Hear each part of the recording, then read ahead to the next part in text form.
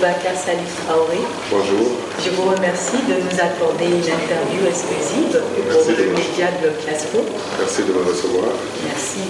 Vous êtes le fondateur de Africa Globe Conseil.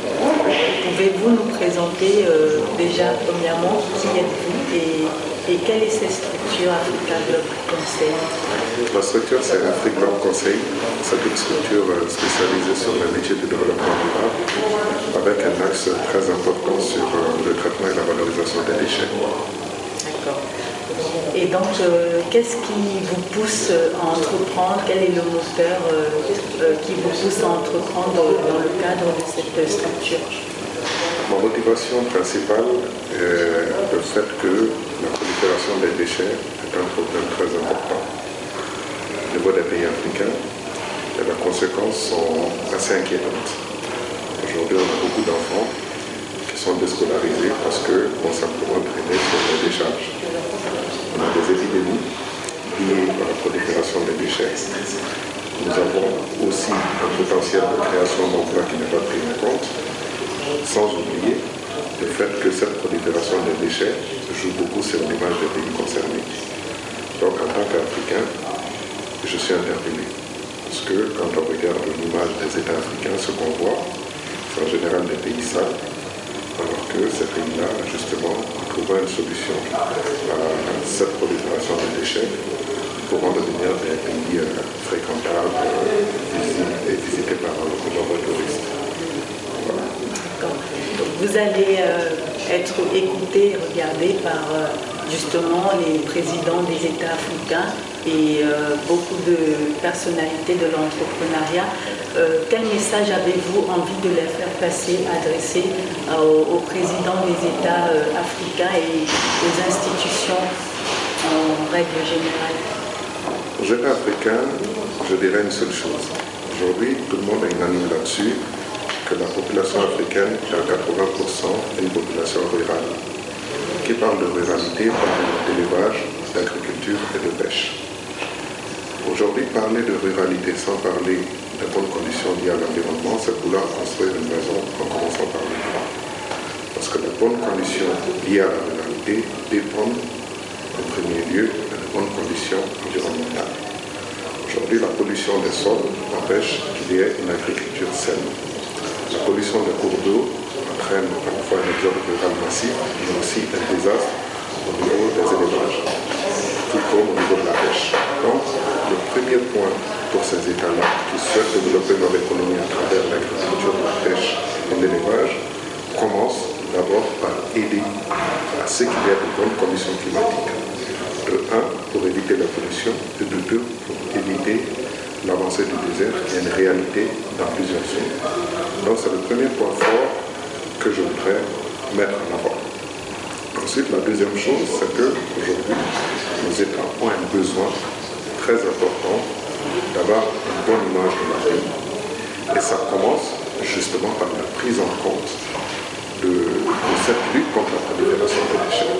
Comme je l'ai dit au départ, il y a beaucoup d'endroits dans le capital qui pourraient être mis en valeur, notamment à travers le tourisme urbain, qui ne le sont pas aujourd'hui parce qu'ils noient sous les déchets. Nous avons évidemment beaucoup d'épidémies liées à la prolifération des déchets. Et tout ce processus-là, je m'adresse directement au chef d'État, aux décideurs, de prendre en compte vraiment la lutte contre les déchets. C'est vraiment une solution qui pourrait aider au développement de l'Afrique. Très bien. Donc nous retenons que vous êtes porteur de solutions, pour la lutte face aux déchets, qui est une grande problématique dans nos États africains. Absolument. Et pour terminer, j'aimerais avoir votre impression sur le forum économique agricole qui est organisé par Madame Aïssata. Quelles sont vos impressions? Avant de répondre à cette question, je voudrais quand même apporter une précision de taille. Moi, je suis praticien, un homme de terrain qui a travaillé pendant plus d'une dizaine d'années, pratiquement 15 ans, dans le domaine du déchet. J'ai travaillé d'abord dans une multinationale, numéro 2 mondial des activités du déchet, qui est Suez Environnement, où j'ai eu des activités très claires, notamment la prise en charge, le traitement et la valorisation des déchets. Et donc, ce qui fait qu'aujourd'hui, devant ces décideurs d'ailleurs, moi je me présente en tant que praticien, pas simplement quelqu'un qui a obtenu des diplômes dans une université, mais quelqu'un qui a aussi pratiqué. Et donc à partir de ce moment-là, la formation que je propose, les prestations que je propose sont en phase avec les réalités locales qui sont crédibles. Ensuite, pour revenir à votre question, moi j'ai été motivé à participer à ce forum. Je vais vous raconter une petite anecdote. C'est qu'un jour, devant ma télé, j'ai vu que dans un pays africain, dont je ne citerai pas le nom, j'ai vu effectivement qu'ils avaient mis en place une technique qui consistait à sécher de la boue mélangée à quelques produits pour en faire des biscottes et nourrir les enfants avec ça. Je peux vous garantir que j'ai vraiment eu mal au cœur en regardant ça. Aujourd'hui, vous prenez des pays comme le Mali, la malnutrition menace pratiquement 15% des enfants. C'est énorme.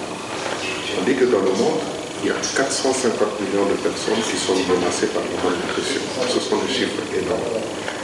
Et autre chiffre qui est vraiment désastreux, c'est que nous avons chaque 1 heure 300 enfants qui meurent à cause de malnutrition. Alors si on ne se sent pas concerné par un tel sujet, je pense que tout simplement n'est pas humain. Je suis d'abord venu parce que je suis humain.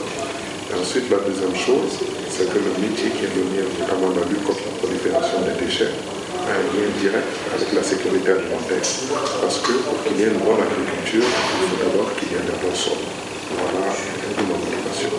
Très bien. Je vous remercie pour cette interview que vous accordez exclusivement pour le média Club Diaspo.